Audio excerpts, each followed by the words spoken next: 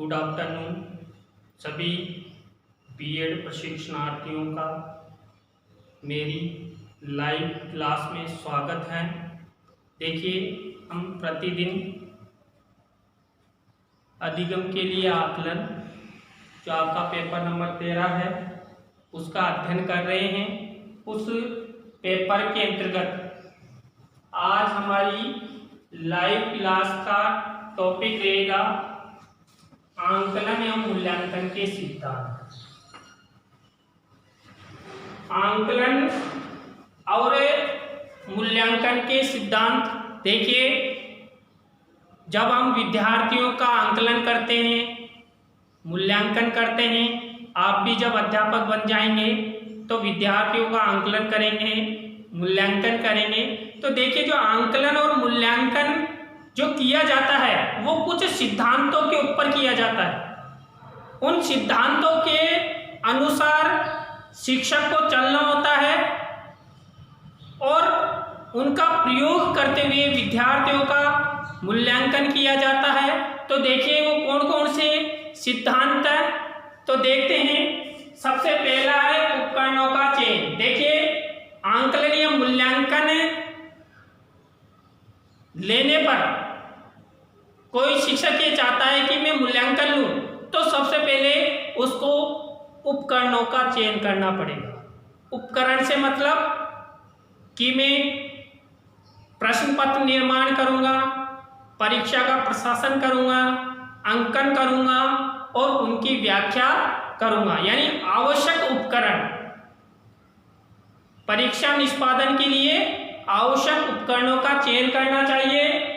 उसके बाद उपकरणों का प्रयोग। देखिए, जो उपकरणों का चयन आपने किया है उन सब उपकरणों का प्रयोग हमें करना चाहिए, जिससे क्या होगा, जो आपका मूल्यांकन है, आंकलन है, वो अच्छा होगा और परिणाम भी अच्छा आएगा और व्यवस्थाओं के साथ होगा। इसके बाद विविध विधाओं का प्रयोग। देखिए, मूल्यांकन का एक ही एक तरीका नहीं होना चाहिए।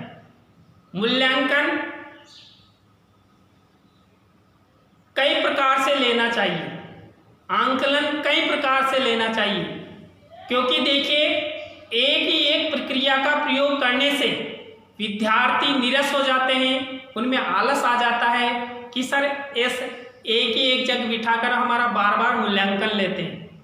तो देखिए, उनका आंकलन मूल्यांकन कभी कक्षा में लिया जाए, कभी उनको भ्रमण के लिए लेके जाएं तो वहां पर लिया जाए। तो और विभिन्न शिक्षण पद्धतियों का प्रयोग करके, विभिन्न विधाओं का प्रयोग करते हुए उनका मूल्यांकन करना चाहिए। उपयोगिता का ज्ञान। देखिए, जो आंकलन और मूल्यांकन का सिद्धांत है उसके अंतर्गत जो अगला सिद्धांत है उपयोगिता का ज्ञान। देखिए, जो मूल्यांकन होता है वो उपयोगिता के सिद्धांत पर कार्य करता है, यानी कि देखिए, शिक्षक और विद्यार्थी दोनों की उपयोगिता आंकलन और मूल्यांकन के अंतर्गत प्रदर्शित होती है कि शिक्षक ने कितना अच्छा शिक्षण किया, अध्यापन कार्य किया और विद्यार्थियों ने कितना ग्रहण किया। वो उसका अंकन परिणाम आंकलन और मूल्यांकन के अंतर्गत हमें प्राप्त होता है। सावधानी। देखिए, आंकलन और मूल्यांकन लेते समय शिक्षक को सावधानी रखनी चाहिए, क्योंकि देखिए, हम विद्यार्थियों का मूल्यांकन ले रहे हैं। अगर आपने थोड़ी सी भी लापरवाही की, असावधानी की, तो विद्यार्थियों के मन में रोष उत्पन्न हो जाएगा, क्रोध उत्पन्न हो जाएगा। और मान लीजिए, आप परीक्षा का प्रशासन ठीक ढंग से नहीं कर रहे हैं, गर्मी है और आपने उनके लिए पंखों की व्यवस्था ही नहीं की है, तो आपका मूल्यांकन भी ठीक नहीं होगा, परिणाम भी अच्छा नहीं आएगा। तो शिक्षक को मूल्यांकन लेते समय सावधानियां रखनी चाहिए और हमारा आंकलन और मूल्यांकन भी इसी सिद्धांत पर कार्य करता है। इसके बाद नैतिकता का ध्यान। देखिए, शिक्षक को मूल्यांकन लेते समय नैतिकता का विशेष ध्यान रखना चाहिए। मूल्यांकन लेने के उपरांत शिक्षक उनका अंकन करता है, उनकी व्याख्या करता है, तो किसी भी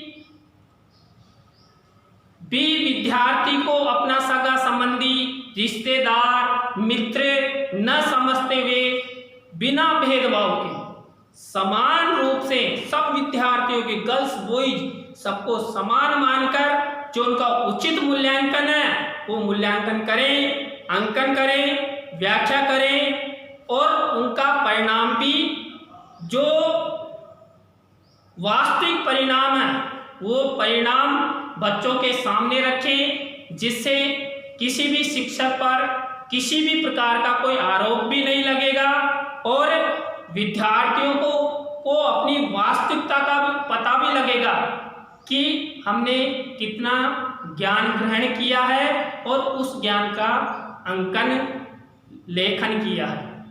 तो देखिए, शिक्षक को सबसे बड़ा नैतिकता का ध्यान रखना चाहिए। तो आज की लाइव क्लास में बस इतना ही। कल सुबह फिर मिलते हैं। धन्यवाद।